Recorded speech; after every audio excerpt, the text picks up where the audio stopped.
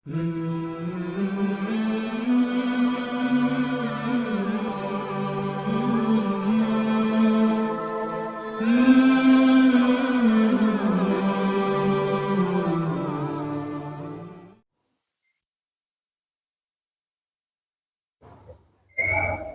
billahi minasyaitonir rajim.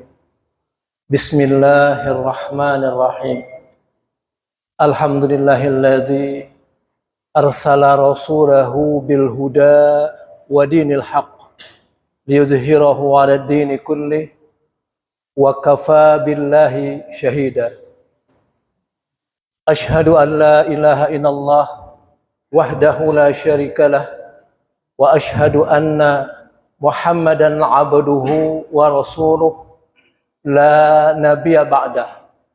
Allahumma salli wa sallim ala Muhammad wa ala ali Muhammad kama sallaita ala Ibrahim wa ala ali Ibrahim innaka Hamidum Majid. Wa barik ala Muhammad wa ala ali Muhammad kama barakta ala Ibrahim wa ala ali Ibrahim innaka Hamidum Majid. Ma'asyiral muslimin, sidang salat maghrib jamaah Masjid At-Thayyibah yang dimuliakan Allah. Hari ini seharusnya Ustadz Rahmat Hidayat, beliau berhalangan, maka saya diamanatkan oleh ketua untuk mengisi waktu sekarang ini. Hadirin yang dimuliakan Allah, dalam Islam ada dua kategori ibadah secara umum, yaitu yang pertama disebut dengan ibadah individual, sirah. Lalu yang satu lagi ibadah sosial, muta'adiyah. Jadi apapun yang kita lakukan, terutama yang ada dalam rukun Islam, terbagi menjadi dua bagian. Syahadat itu adalah ibadah individual, karena dampaknya, maknanya, manfaatnya hanya untuk dia sendiri. Lalu yang kedua sholat. Sholat juga ibadah individual, karena sholat itu untuk kepentingan dirinya sendiri. Lalu yang ketiga, kita melakukan saum masih untuk dirinya sendiri. Pada saat kita mengeluarkan zakat, maka zakat itu ibadah sosial. Lalu haji juga ibadah sosial. Haji itu ada terkait ibadah individual dalam sholat, dalam doa, dalam hal-hal tertentu, tapi juga dilakukan secara bersama di sana. Itu ada kaitan dengan ibadah sosial. Ma'asyiral muslimin rahimakumullah. Sebagian besar pemeluk agama cenderung menampilkan formalitas ibadah. Jadi yang tampak sehari-hari dilihat adalah formalitasnya, tapi dalam hatinya tidak tampak. Hati yang tidak tampak tersebut kita akan pertanggungjawabkan kepada Allah. Jadi boleh jadi kita melihat seseorang rajin sholat, tapi belum tentu sampai ke hatinya. Sama juga dengan membaca dan menghafal Al-Quran. Membaca dan menghafal Al-Quran itu belum selesai sampai di situ. Ada sebuah proses internalisasi di dalam diri.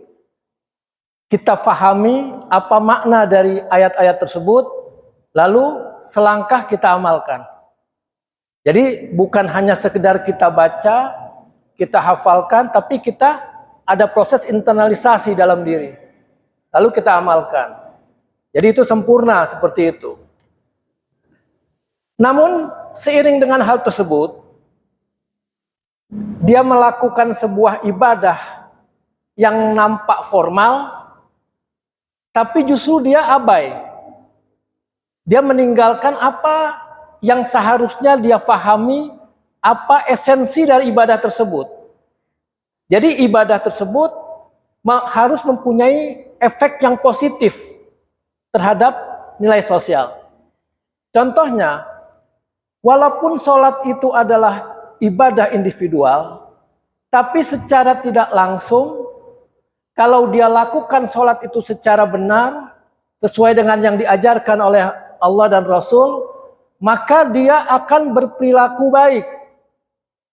Maka lisannya, tangannya tidak akan mencelakai saudara kita sendiri atau orang lain. Jadi ada dampak juga tapi tidak langsung. Beda dengan zakat. Zakat pada saat dikeluarkan langsung menyentuh aspek sosial, di mana masyarakat menjadi sejahtera. Jadi walaupun ibadah seperti sholat dan saum disebut ibadah ritual piety, ibadah ritual, namun ada dampak sosialnya pada saat dia bisa melakukan sholat dengan baik dan hatinya menjadi bersih, sehingga kehidupannya dia menjadi artinya aman, lisannya dan tangannya, kakinya, tubuhnya aman dari mencelakai orang lain. Jadi di sini kesalehan sosial atau ibadah sosial yang ideal itu adalah di mana ibadah itu bisa disinergikan. Jadi tidak ada ibadah yang berdiri sendiri. Kalau dibilang ritual, benar-benar ritual, tidak. Tapi dia harus mensinergikan bagaimana ibadah itu bisa bermanfaat untuk dirinya, juga menyelamatkan orang lain. Perpaduan tersebut boleh jadi karena setiap ibadah yang ritual terdapat unsur kesalehan sosial. Tidak mungkin orang akan melakukan sholat dengan baik kalau hatinya tidak punya nilai kesalehan. Jadi orang yang sholat asal-asal, misalkan dia wudhu asal, lalu tidak ikhlas karena Allah, tidak sesuai dengan tuntunan, tentunya sholatnya itu tidak berbekas. Inna sholata tanha anil fahsya'i wal munkar. Jadi tujuan sholat yang sebenarnya kita nilai, kalau kita sholat 5 waktu dengan baik, tepat waktu, akan mencegah perbuatan keji dan mungkar. Kalau tidak gimana? Berarti sholatnya belum benar. Begitu juga saum. Saum itu untuk meningkatkan ketakwaan. Dalam surat Al-Baqarah. Kalau kita saum, tapi ketakwaan kita tidak meningkat, berarti ada yang salah dengan saum kita. Jadi hanya dapat lapar dan haus.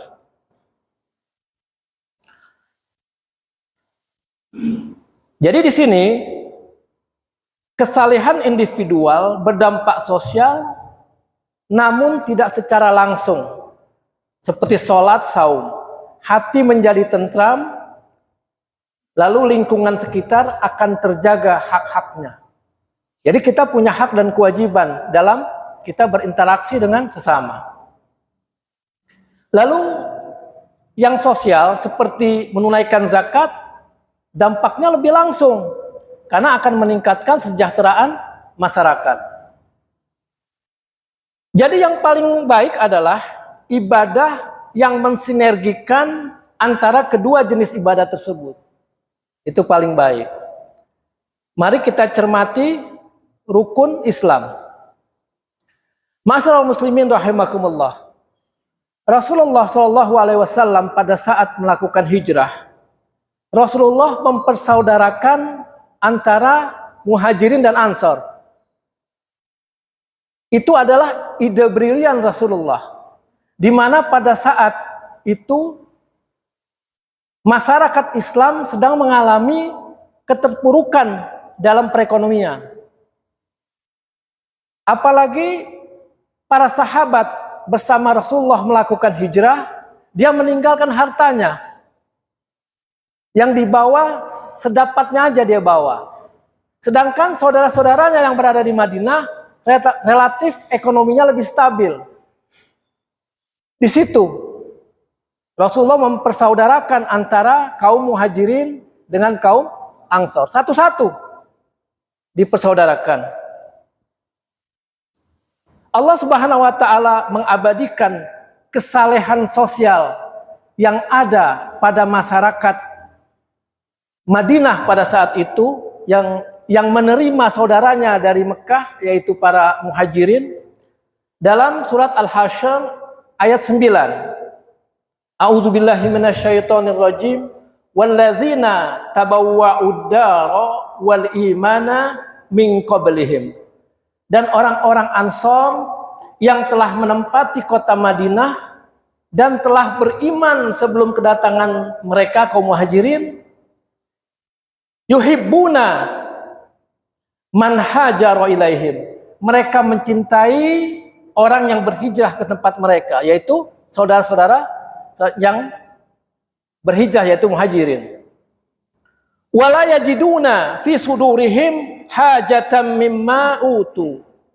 Dan mereka tidak menaruh keinginan dalam hati mereka terhadap apa yang diberikan kepada mereka Muhajirin. Jadi dalam hatinya tidak ada iri. Sama sekali tidak ada iri.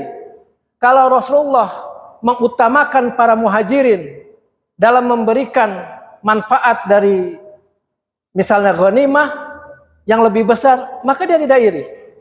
Bahkan hartanya sendiri diserahkan kepada saudaranya.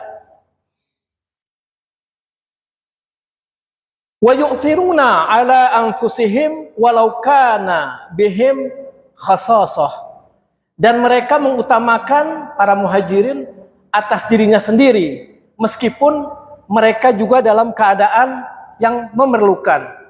Jadi walaupun dia memerlukan, dia serahkan kepada saudaranya dengan pemikiran saudaranya lebih membutuhkan daripada dia. Karena saudaranya sudah mengikhlaskan hartanya ditinggal di kota Mekah, bahkan keluarganya yang tidak mau ikut ke kota Madinah. Wa may yuqa suha nafsihi fa ulaika humul muflihun. Dan siapa yang dijaga dirinya dari kekikiran, ini Allah yang berkata, maka mereka itulah orang-orang yang beruntung. Jadi di sini dikatakan bahwa orang Madinah yang disebut dengan kaum Ansor dilindungi dirinya, hatinya dari kekikiran, maka dia disebut orang yang beruntung. Jadi orang yang kikir sebaliknya tidak beruntung. Lalu dalam hadis Rasulullah SAW bersabda, an Abi Hurairah radhiyallahu anhu qala. Abu Hurairah radhiyallahu anhu ia berkata, qala Rasulullah SAW, bahwa Rasulullah SAW bersabda, hakul muslim alal muslim sittun. Hak muslim kepada muslim lain ada 6. Yang pertama, iza lakitahu fasallim alaihi. Apabila engkau bertemu, asal katanya liqa ya. Iza lakitahu fasallim alaihi. Apabila engkau bertemu, maka ucapkanlah salam kepadanya. Jadi itu hak. Jadi kalau kita tidak memberikan hak saudara kita, berarti kita menyalahi yang harusnya kita lakukan. Hak muslim kepada muslim lain. 6 ada ini, jangan kita lupakan satupun. Kalau kita tidak berikan, berarti kita melanggar hak. Apabila engkau bertemu, ucapkanlah salam. Sebaliknya, yang diberikan salam, menjawab salam. Jadi saling berinteraksi. Lalu yang kedua, wa iza da'aka fa'ajibah. Apabila engkau diundang, penuhilah undangannya sedapat mungkin, kecuali kita dalam halangan. Yang ketiga, wa izastansahaka fansah. Apabila engkau dimintai nasihat, ya, maka berilah nasihat kepadanya, fansah. Wa iza atosa fahamidallah fasammit. Apabila dia bersin, dia memuji Allah, doakanlah dia. Jadi kalau kita mendengar orang bersin, dia berdoa, alhamdulillah, kita doakan, yarhamukallah. Tapi kalau dia tidak berdoa gimana? Nggak usah. Kalau dia bersin diam, atau dia berdoa dalam hati, kita tidak tahu dia berdoa atau tidak, kita nggak usah menjawab. Tapi pada saat dia bersin lalu mengatakan alhamdulillah, kita doakan kembali, yarhamukallah. Dan seterusnya itu ada beberapa kali, nanti yarhamukallah, yahdikumullah, dibalas lagi. Karena kita mendoakan dia, orang yang bersin akan mendoakan kita lagi, yahdikumullah. Semoga Allah memberikan hidayah. Wa iza marido fa'uduh. Apabila dia sakit, marid, jenguklah dia. Ini hak. Wa iza mata fatbah. Apabila dia meninggal dunia, iringilah jenazahnya sampai ke pemakaman. Rawahu Muslim. Hadis riwayat Imam Muslim 1452.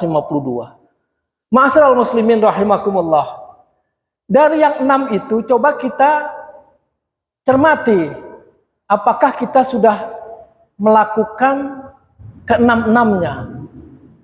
Jadi hak saudara kita berikan. Kalau belum, mulai sekarang kita penuhi. Ada yang bersin, kita doakan. Ada yang sakit, kita jenguk. Ada yang meninggal, kita iringi sampai ke pemakaman. Dan seterusnya. Sepanjang tidak ada uzur. Kalau ada uzur, ya nggak ada masalah. Tapi kalau kita benar-benar waktu kita luang, kita tidak melakukan, maka kita orang yang dianggap sebagai melanggar hak. Dalam rukun Islam, yang jumlahnya 5, mengandung 3 unsur kesalehan individu dan 2 kesalehan sosial, seperti yang saya sebutkan tadi. Rasulullah SAW bersabda, ini saya cuplik hadis Arba'in nomor 2. Faqala Rasulullah SAW, maka Rasulullah SAW bersabda, al-Islamu an tashhada an la ilaha illallah wa anna Muhammadan Rasulullah.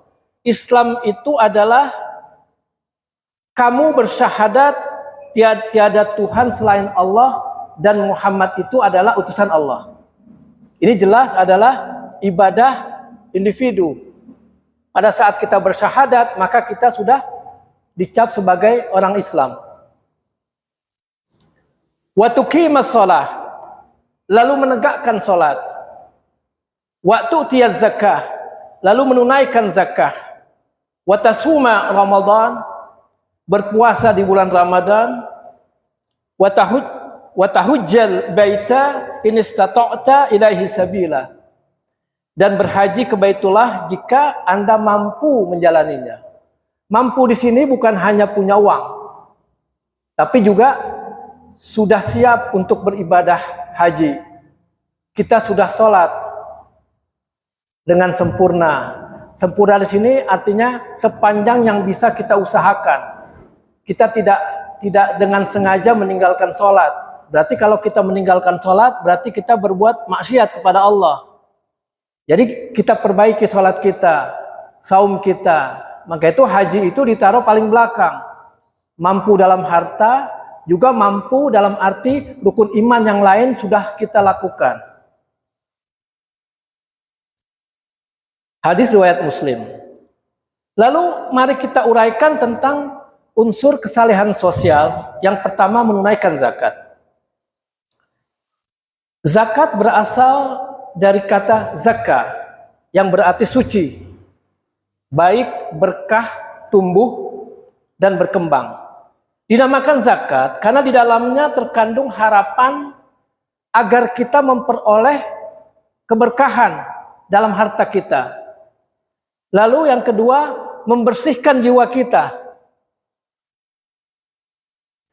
Lalu memupuk berbagai kebaikan.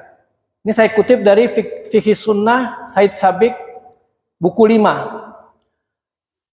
Makna tumbuh dalam arti zakat menunjukkan bahwa mengeluarkan zakat sebagai sebab adanya pertumbuhan dan perkembangan harta. Jadi kita kan beranggap secara alami, secara keduniaan, kalau kita punya uang 100, kita keluarkan 25 atau 2,5, gitu, 2,5% kan 25, 2,5. Maka kita menganggap uang kita berkurang. Tapi justru filosofinya adalah uang kita bertambah. Tapi kita sudah titipkan. Yang nanti akan kita ambil pada saat kita mengalami kematian dan kita berada di yaumul mahsyar. Jadi arti ziyadah di sini, pertumbuhan aset, bukan dalam arti secara real pada saat kita keluarkan 2,5% misalnya, harta kita bertambah, bukan. Tapi di balik itu Allah akan memberikan rezeki kepada dia. Tidak akan merasa kurang. Jadi orang yang merasa kurang selalu merasa hartanya tidak pernah cukup. Tapi orang yang merasa cukup, maka Allah berikan tambahan dari harta itu. Bahkan disebut, orang dulu selalu menyatakan barokah. Yang nama barokah seperti itu. Bukan berarti barokah uang 100 kita berikan 25, lalu tiba-tiba menjadi 150. Belum tentu. Allah bisa melakukan itu. Tapi Allah paling tahu apa yang harus dilakukannya kepada kita. Sedangkan makna suci menunjukkan bahwa zakat mensucikan jiwa dari keburukan hati, kebatilan, dan zakat merupakan pencuci dosa. Jadi kita dibersihkan hati kita. Dengan hati kita bersih, perbuatan-perbuatan buruk, perbuatan mungkar, perbuatan fasik, maka insya Allah ke depan tidak kita lakukan lagi. Dalam Al-Quran disebutkan, ambillah zakat dari sebagian harta mereka. Jadi ini berlaku kepada, contohnya ini kan amil ya. Amil mengutip zakat dari orang-orang yang ingin berzakat, orang-orang kaya. Lalu dengan zakat itu, kamu membersihkan dan mensucikan mereka. Jadi bukannya menghabisi harta dia, tapi justru dengan mengambilnya, itu berarti mensucikan hatinya, mensucikan harta dia. Allah berfirman, Huz min amwalikum, huz min amwalihim sadaqatan tutahharuhum wa tuzakkihim biha wa salli alaihim. Inna salataka sakanun lahum wallahu sami'un alim. Ambillah zakat dari harta mereka guna membersihkan dan menyucikan mereka. Dan jangan lupa berdoalah untuk mereka. Begitu pada saat serah terima zakat, ambil kan ada doa.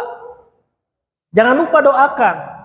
Sesungguhnya doamu itu menumbuhkan ketentraman jiwa bagi mereka. Allah Maha mendengar, Allah Maha mengetahui. Al-Quran surat At-Taubah ayat 103. Zakat dikeluarkan dari harta yang dimiliki, akan tetapi tidak semua harta terkena kewajiban zakat. Jadi di sini ada syarat-syarat. Tidak semua orang harus bayar zakat. Saya tidak akan masuk lebih dalam kepada fikih karena ini adalah filosofi, ini adalah hikmah. Tapi di sini sepintas disebutkan bahwa harta tersebut merupakan barang halal. Syaratnya, jangan kita memberikan zakat dari barang yang haram. Penghasilan yang halal dan diperoleh dengan cara yang halal. Artinya, kalau kita mendapat penghasilan dari riba, itu bukan barang haram, bukan barang halal. Berarti kita sebaiknya tidak menzakatkan itu. Tapi ada orang yang berpendapat, kalau dia mendapatkan penghasilan dari perbuatan yang haram, dari riba, dizakatkan maka akan suci. Nggak bisa. caranya sudah haram. Lalu yang kedua, harta tersebut merupakan harta yang berkembang. Jadi bukan, kalau zakat itu jadi harta yang berkembang. Nanti kita lihat ada contohnya. Harta tersebut mencapai nisab, ya, sesuai dengan jenis hartanya. Nanti lain-lain. Harta tersebut melewati haul. Lalu pemilik harta tidak memiliki hutang jangka pendek yang harus lunasi. Jadi kalau kita punya harta, lalu kita masih punya hutang yang belum lunas, sebaiknya hutangnya kita lunasi dulu. Agar kita tentram. Ada 8 asnaf penerima zakat.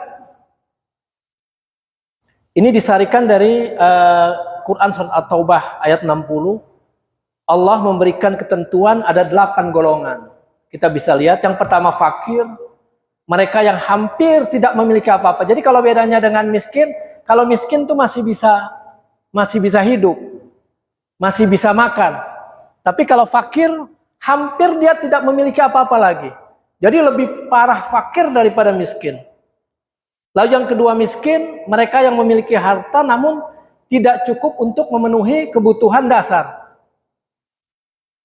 Lalu amil, mereka yang bertugas mengumpulkan zakat dan mendistribukannya. Jadi seperti di masjid, dia kumpulkan lalu mendistribusikannya.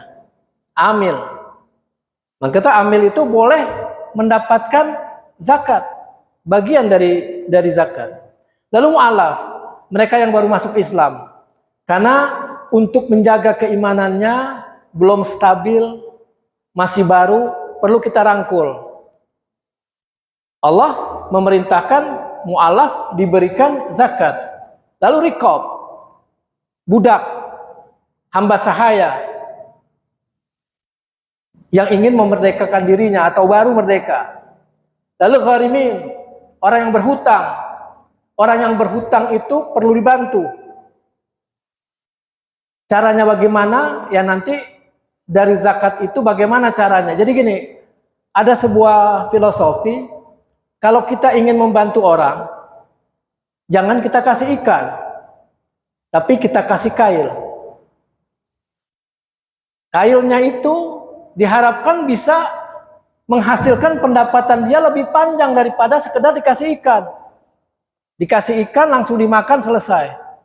Artinya lebih bagus seperti gharimin itu kita berikan penghasilan tetap dalam bentuk modal kerja. Jadi sebetulnya, jadi di situ beda. Kalau kita berikan sekali, dia beli beras atau beli makanan, beli sayur, beli telur udah habis. Lalu berikutnya fisabilillah, mereka yang berjuang di jalan Allah dalam bentuk kegiatan dakwah, jihad dan sebagainya. Yang terakhir adalah Ibnu Sabil.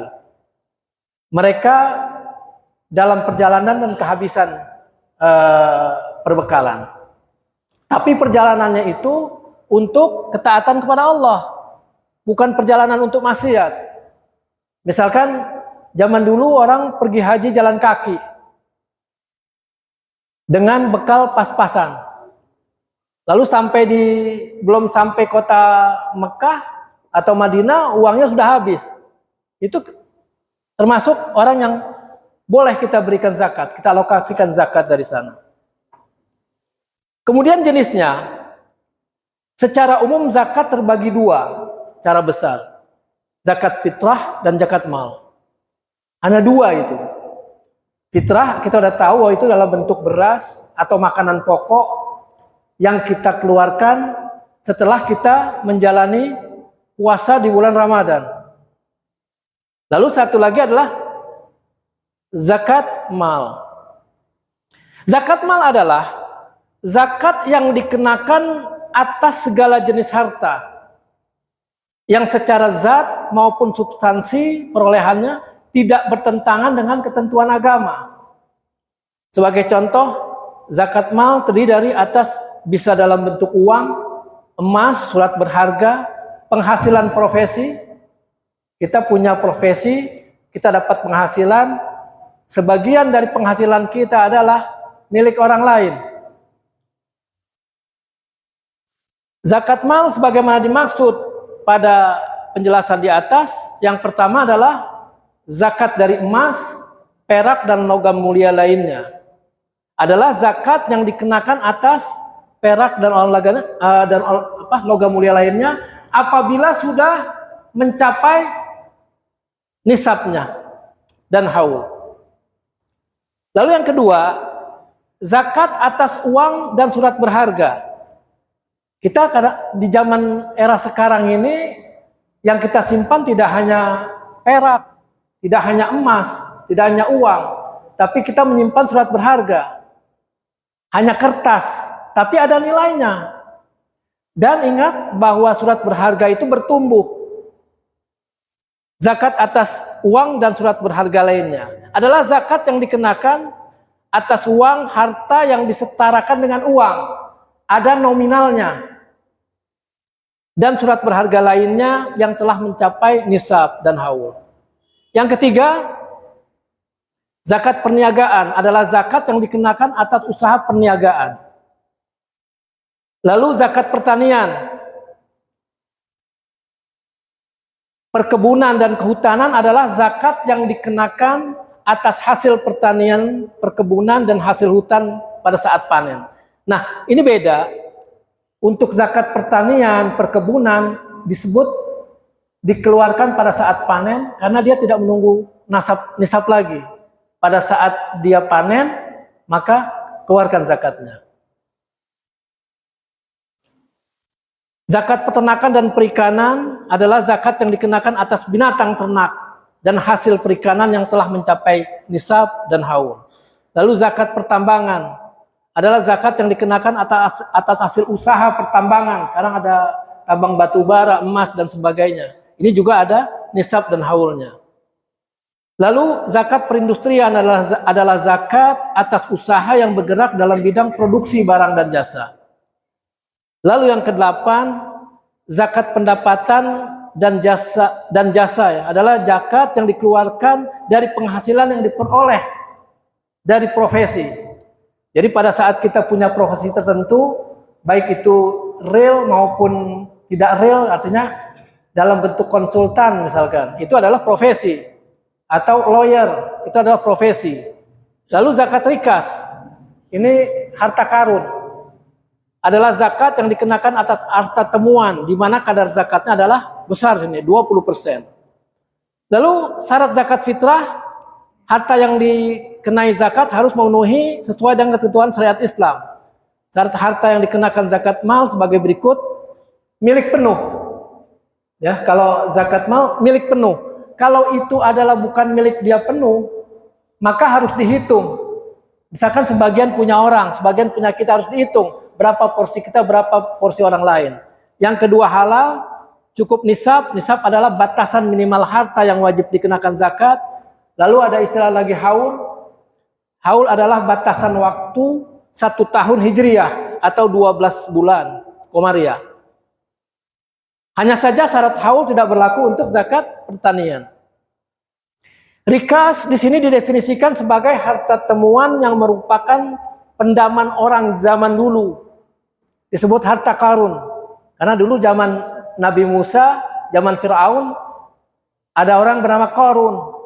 Hartanya banyak, lalu Allah berikan azab kepada dia di telan bumi. Sampai sekarang, harta yang kita dapat dari pendaman itu disebut harta karun. Sedangkan untuk zakat fitrah itu ada syarat beragama Islam, hidup pada masa dia bulan Ramadan, jadi udah hidup. Bayi lahir malam takbiran istilahnya, itu sudah kena zakat. Lalu memiliki kelebihan bahan pokok, dia bisa makan dengan cukup dan punya kelebihan, maka dia wajib zakat. Sedikit lagi, yang kedua haji, biar selesai sekalian. Saya hanya sampaikan filosofinya. Filosofi tawaf, 70.000 malaikat di Baitul Ma'mur menyertai tawaf orang yang tawaf. Ini filosofinya. Lihat surat At-Tur ayat 4. Lalu kebersamaan dengan tawaf bulan dan bumi. Jadi pada saat orang bertawaf, bulan dan bumi ikut tawaf. Lihat surat Yasin ayat 38 sampai 40. Lalu tawaf itu sekaligus merupakan pengakuan kesetaraan dengan alam. Kita berputar ke kanan. Ini adalah sebuah pengakuan kesetaraan dengan alam. Lalu berikutnya, dengan tawaf kita merenungi siklus hidup. Yasin ayat 68. Lalu Al-Baqarah ayat 28. Dalam salat disimbolkan dengan sujud bangkit, sujud bangkit. Jadi di sini siklus, ada sebuah siklus. Lalu hitungan 7 dalam tawaf mencerminkan 7 langit, 7 hari, dan 7 ayat Al-Fatihah. Quran surat 15 ayat 68. Berarti juga tawaf tunduk, sujud, dan zikir sepanjang waktu. Juga mencerminkan 7 kali putaran adalah 7 pintu neraka. Quran surat 15 ayat 87. Tawaf juga menyerap energi perjuangan para nabi. Ada 124.000 nabi, 313 rasul, 100 dibunuh Yahudi, 99 wafat sujud di sekitar Ka'bah. Jadi semua nabi melakukan tawaf. Semua rasul melakukan tawaf. Lalu tawaf juga merupakan introspeksi, isi doa yang lebih fokus di dunia selama ini. Lihat surat Al-Baqarah ayat 201. Sedangkan sa'i, bagaimana kita yang bersa'i menghadapi hidup? Harus berjuang. Filosofinya adalah berjalan dari Safa ke Marwah, berjuang. Dulu adalah mencari air. Siti Hajar mencari air, mencerminkan bahwa kita harus berjuang dalam kehidupan. Salah satu rukun dalam melaksanakan ibadah umrah dan haji adalah sa'i. Ibadah sa'i dilakukan dengan berlari kecil, menunjukkan kita harus mengeluarkan segenap kemampuan kita untuk berjuang menghadapi kehidupan ini.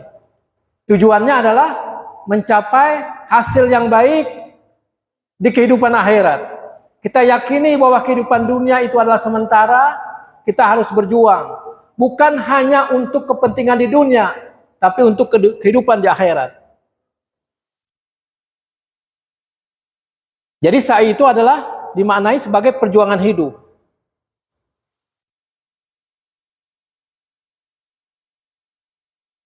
Saya rasa itu yang bisa saya sampaikan.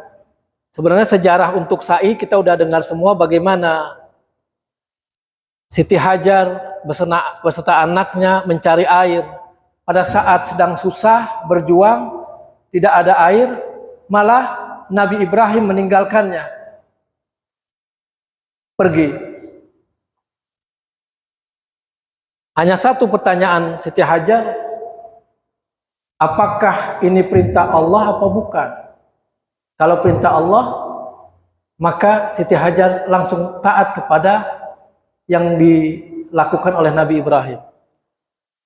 Ma'asyiral muslimin rahimakumullah, saya rasa hanya itu yang bisa saya sampaikan. Jadi dengan sa'i itu kita belajar tentang hikmah.